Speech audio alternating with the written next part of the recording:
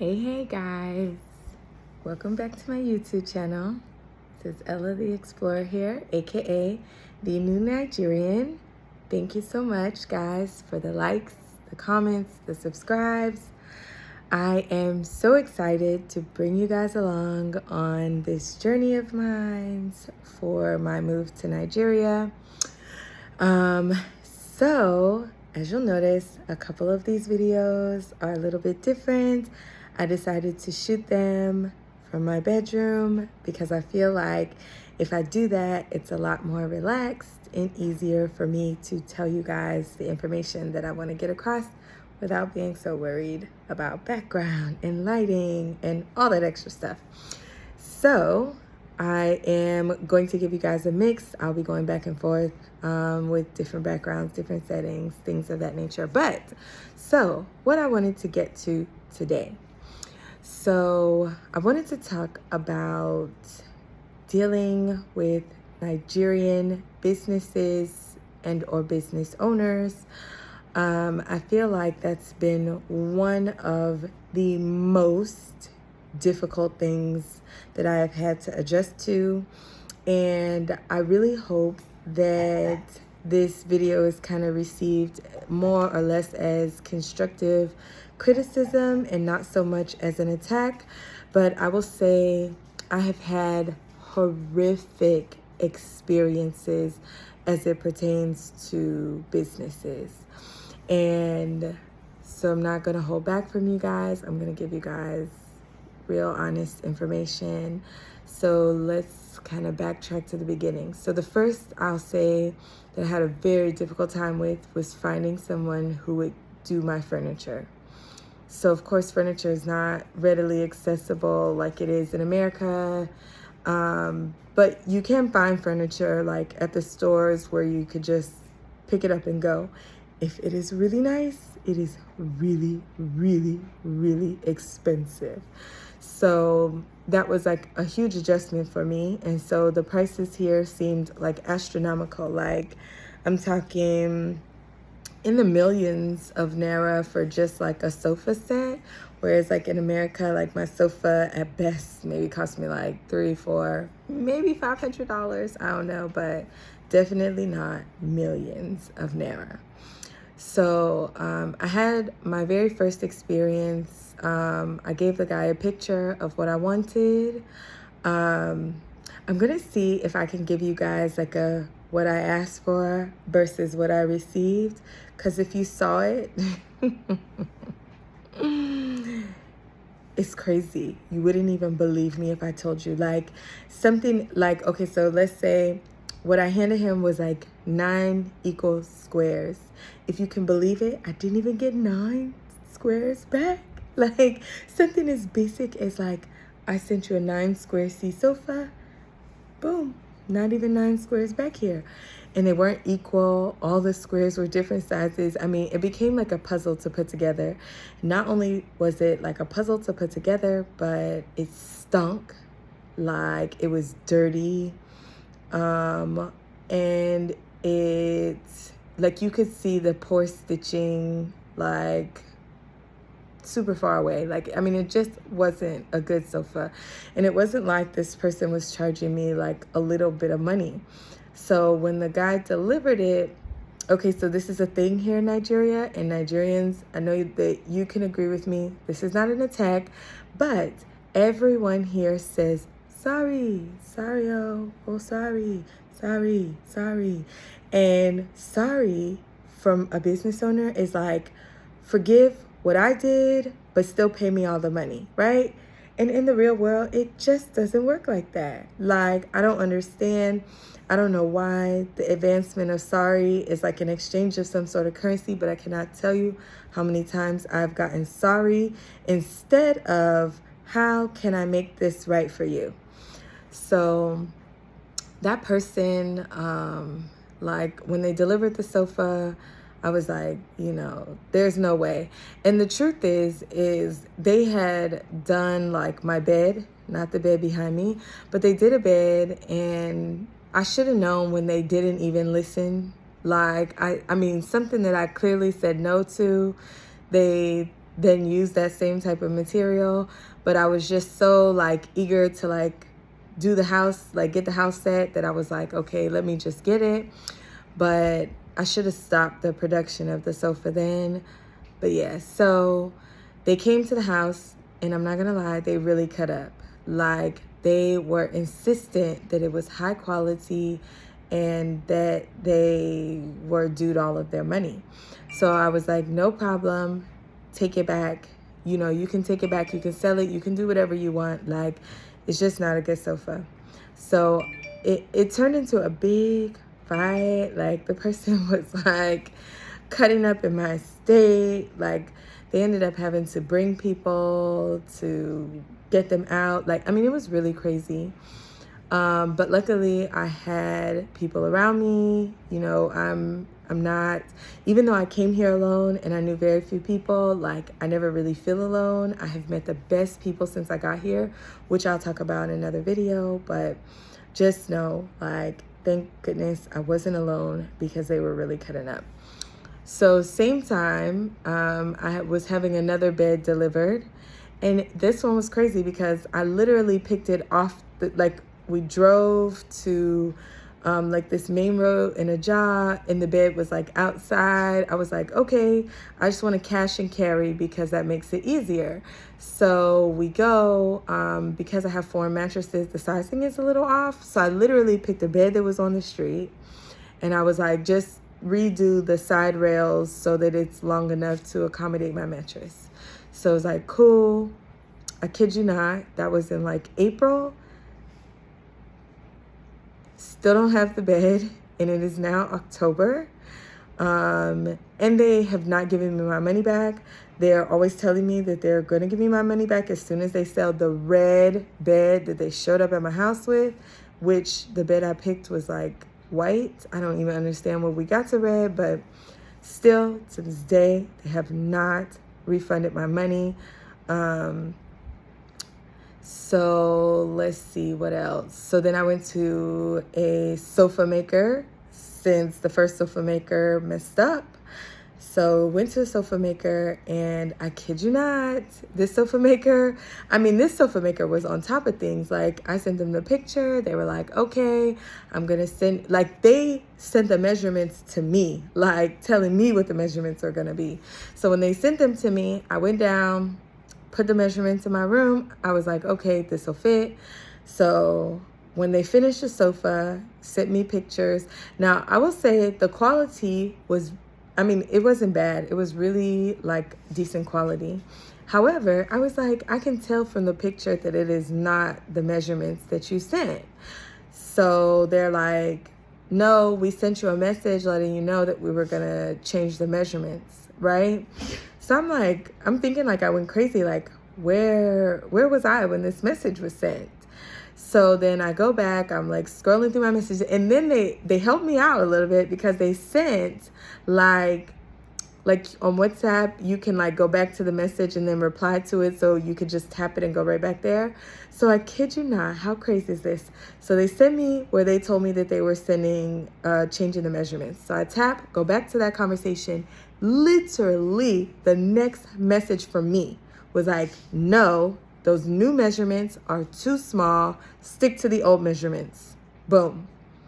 So like, you really changed the measurements on your own, child? Like, what? Like, come on. So I was like, no, I'm not going to buy that. Like, what are you talking about? Like, that's specifically not what we discussed. And you're the one who advanced to me the measurements that we agreed to. So she was like, okay, like, she was going to sell that to somebody else. And no. She was like insisting, like, what will it take for you to buy this? And I was like, I'm not going to buy anything until I get what I asked for. So next we moved on, and they remade the sofa to the right measurements, right? So just so that we would not have any more problems, I was like, okay, so you sent me initially 2 fabric choices. One was brown, one was white, and you suggested to me to use the brown. I told you to use the brown because it would, you know, I had some flexibility and I wanted to go with your expert opinion. I've now seen the brown on the sofa that you made the wrong way, and I don't like it. So let's go back to the white. So just so that there was no misunderstanding, I went back to the picture and I put an arrow over the one that I wanted to use. I was like, let's use this color. So they're now making the sofa using the original measurements that they had sent me, and I'm clarifying with them to use the white fabric. So she finally comes, delivers the sofa late, and I kid you not, it was a darker brown than the original brown. Like, how? I literally sent this to you, put an arrow over it, like expressly chose white. Like, what are we talking about? So I feel like at that point, I mean, she was like really like, there's nothing I can do to make you happy. Like, I very clearly told you what could make me happy. The sofa, using the fabric I picked, using the measurements we have agreed to. Like, I don't even understand how that's difficult, and I don't think that that is ever being difficult. My experiences with businesses here, like, it is just not a normal way to function. Like, even now, I will tell you guys, I found somebody who does amazing, amazing work, right? Like, his work, amazing. But his ability to stick to scheduling, to communicate, terrible. Like, I even went back for more furniture, and he was like, 10 days. So he was like, and I'm even telling you 10 days because I'm going to deliver in less. And, you know, like, I'm just telling you 10 to be safe so that you're happy. So I was like, cool, right? Ask me if I got it in 10 days. No, crazy, right? So we're probably at like day 15. Yeah, we're probably about day 15 now. So I think that that is a very difficult thing, especially because, like, in America, you know, there are remedies and consequences when businesses don't stick to agreed upon times and things like that. Like, I just feel like it goes a lot smoother when both parties are held accountable, because if I were to have interrupted or disrupted, you know, a business owner's ability to deliver, it would not be free. And they would definitely not let it slide. Whereas when the business owners here screw up, when they don't deliver on time, when their communication is poor, I mean, it's really unbelievable. And sorry carries no value. Like, in a place where you guys value money so much, I know you know sorry has no monetary value. And I don't think you should even be asking for a customer to pay for something that's wrong. Certainly not without a discount at the very least, but definitely you insisting on your money when you've done something wrong, and not just a little bit wrong. Like, I mean, a sofa that's the wrong color, like, I'm going to have to live with this sofa. So needless to say, still no refund of my deposit. So we are still supposedly waiting for them to sell the sofa. Let's see what else. So that's the furniture parts of things. So I will say that I've also run into very unrealistic bargaining when it comes to employees. So let's say I hired a social media person, right? Because I wanted some help. I'm not really a social media person. I wanted to make sure that, you know, we were handling things properly for this YouTube journey so that I could document it right. So the first YouTube person, or the first social media person, she came to the table. We agreed upon a number. And then right before it was set to start, she was like that she needed more money. And I was like, but you've done no work. Like, I don't understand. So when I was like, well, I'm not willing to give you more money, but what I can do is maybe hire another person to offset, you know, like your ability to have to travel so much. So hired the other person, They still came back asking for more money. And the truth is I think that their circumstances were getting progressively worse. Like, I live in Ikoyi. At the time at which we had the original agreement, they lived in Ajah. But then they were like, well, now I'm in Ikorodu, which I'm sure all of you Nigerians will know, like, is a bit of a trek away from Ikoyi, which I understand, but never is there a job where you get to tell your employer, like, hey, I had to move back home with my mom, so I need more money from you. Like, how's that my problem? So then I hired another social media person, and we agreed upon an amount. We spoke at great length about what was expected because I didn't want the same thing to happen.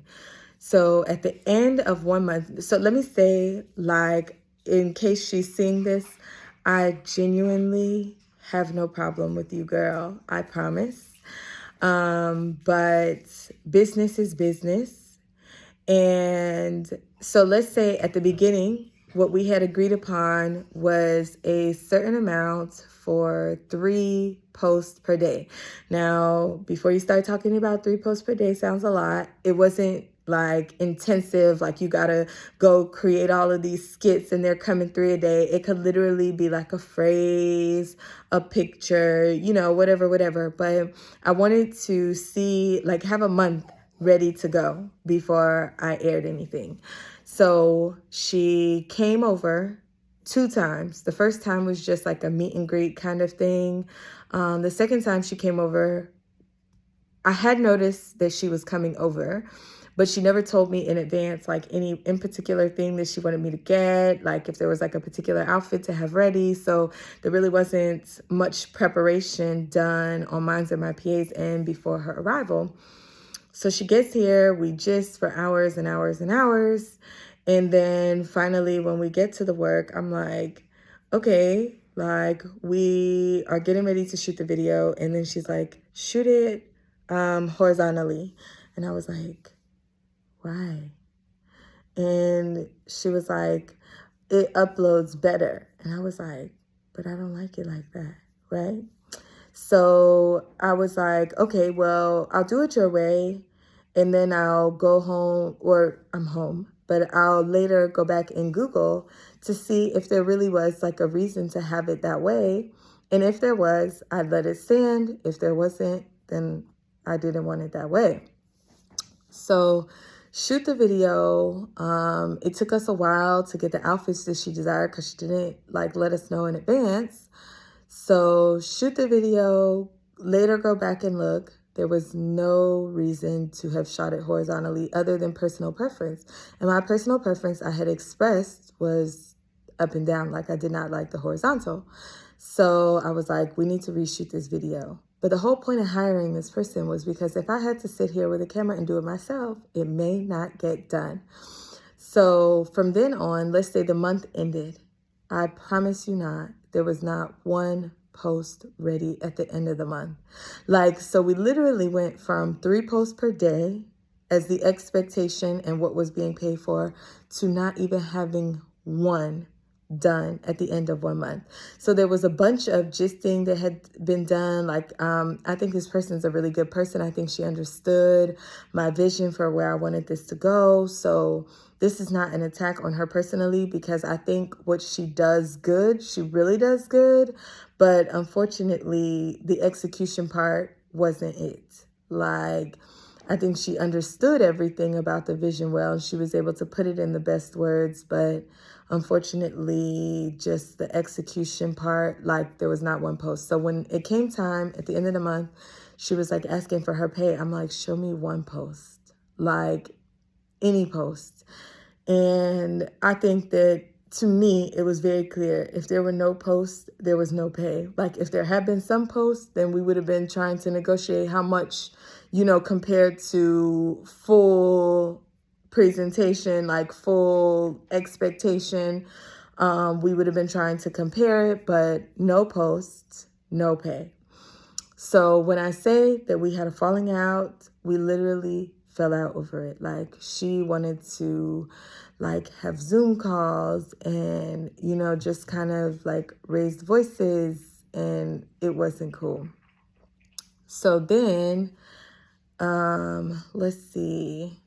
I don't know. I will just say that no matter where I turn, I am running into people who have very unrealistic expectations of where they are. Like, I even was, to those of you who know me, I was recently looking for a personal tailor. Like, I want somebody who's ready here whenever I want to make outfits, because I really like fashion.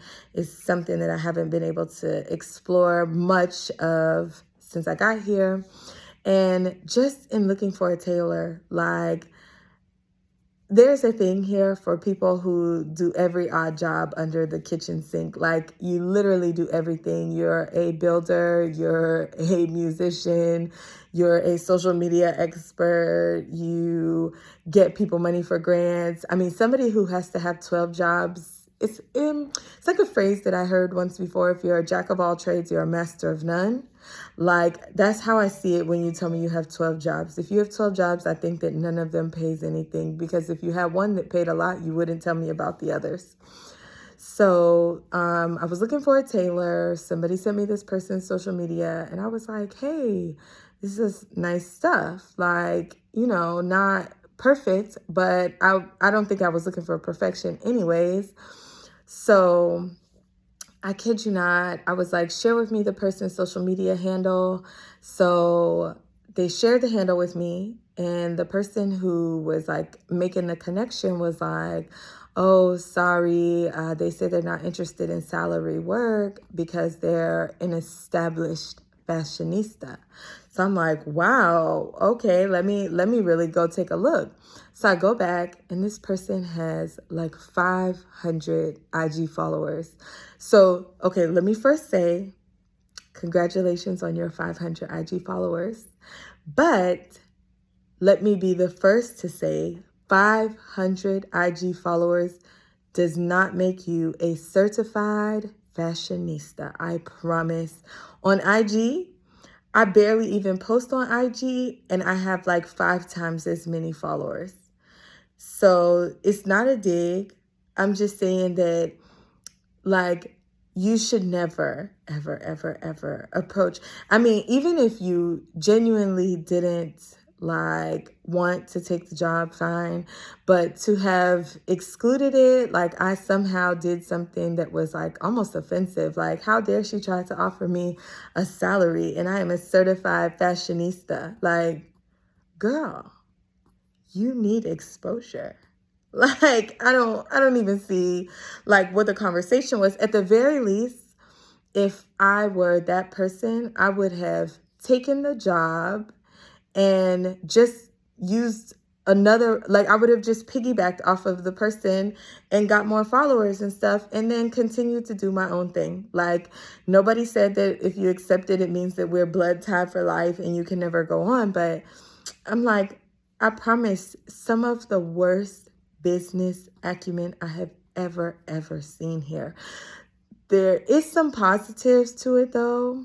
Like, I think that the idea that Nigerian people never leave money on the table, like, I promise you, like, as a Black American, there are many times that they tell us, like, our closed mouths, like, we leave so much money on the table, we don't negotiate our salaries in corporate America. Like, we're just kind of like, we're happy to get what we've been given, so we're not even asking for more. Nigerian people, that is not the case. They are going to ask for more and ask for more and ask for more.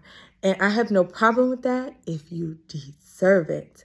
But it is crazy to think that somebody owes you anything, and I owe you nothing. So I know, to everybody watching this who's done business with me, yes, I'm sure doing business with this Black American is very stressful, because I hold everybody accountable.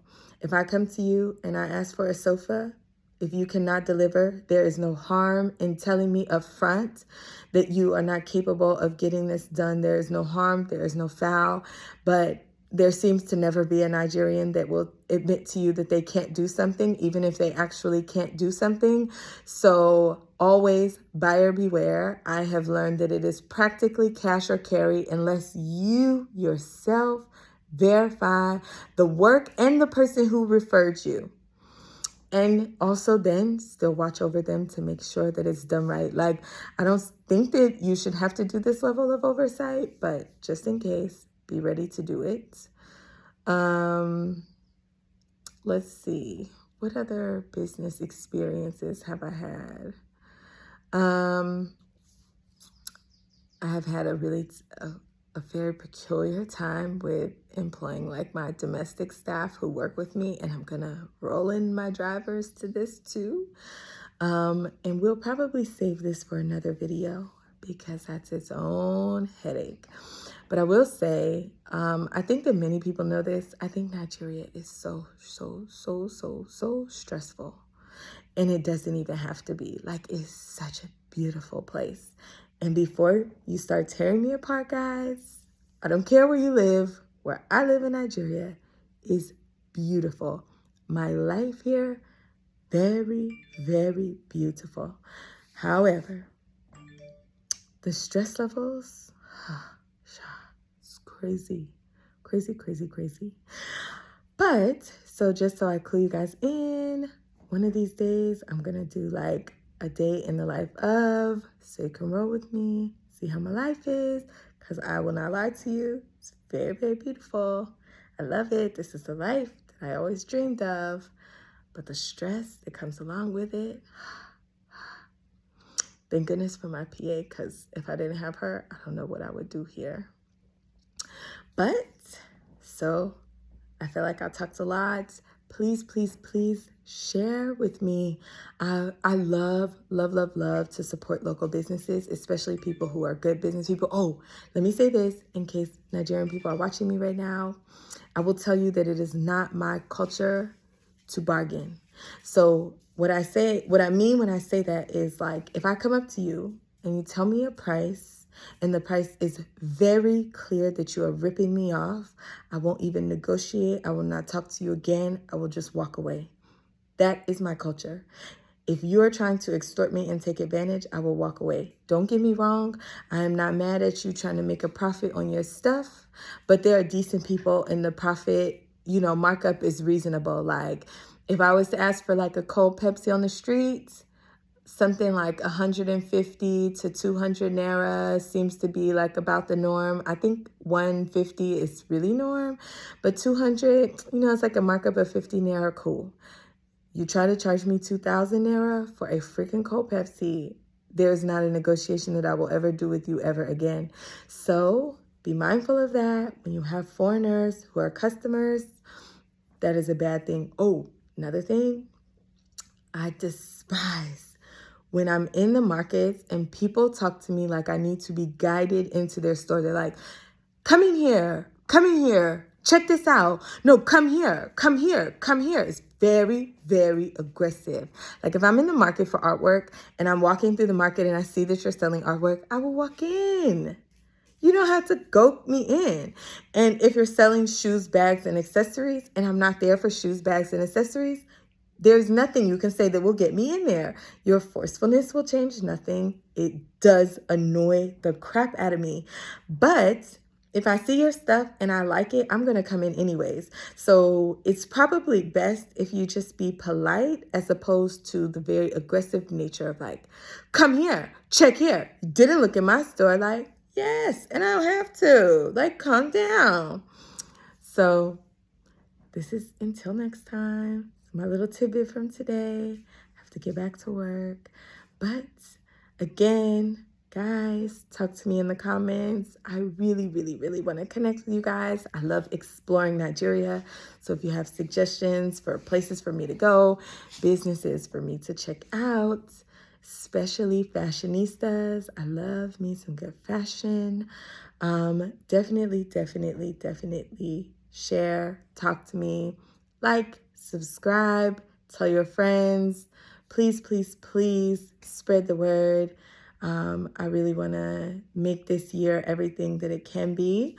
So Thank you guys for watching. Like, subscribe, share. Follow me on Instagram at the, as in THEE, so 2 E's, the New Nigerian.